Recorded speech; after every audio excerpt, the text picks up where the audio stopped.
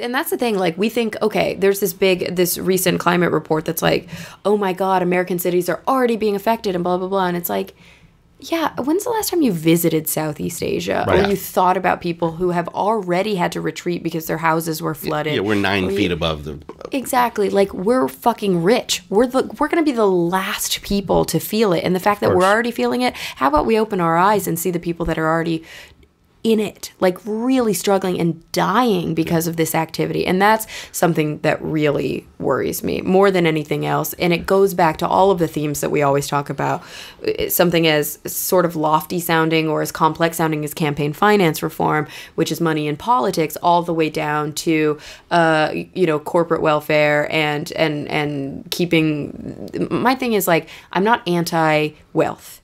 And people oftentimes look at me and they think that I'm like a hardcore socialist, like, and they mix up socialism and communism. Oh, you must be a communist. Like, it's all the same thing, right? Yeah, exactly. It has sharing involved. This can't be allowed. And so it's like, no, I totally am all about people who make money and people who are prosperous reaping in the benefits of that. But if it happens on the backs of people who are being taken advantage of, that's where I fucking draw the line. Yep. And in my mind, there's a line in a NoFX song in the War on Errorism album, which is a fucking really good album.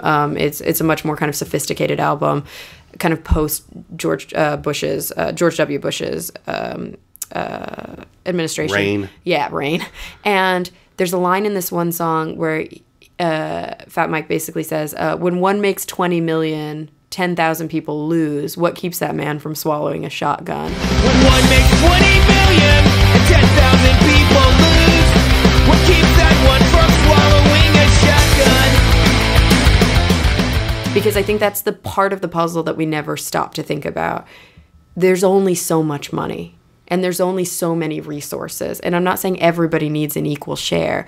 But so long as the least fortunate among us are okay, so long as they're okay, there's morality in this. Right. The minute that in order for somebody who's so rich to be that much richer, they're willing to make somebody to be somehow involved in another person dying of hunger, to be somehow, and those are the things that we don't often think about and we don't like to put a real face on. And that to me is what worries me more than anything else.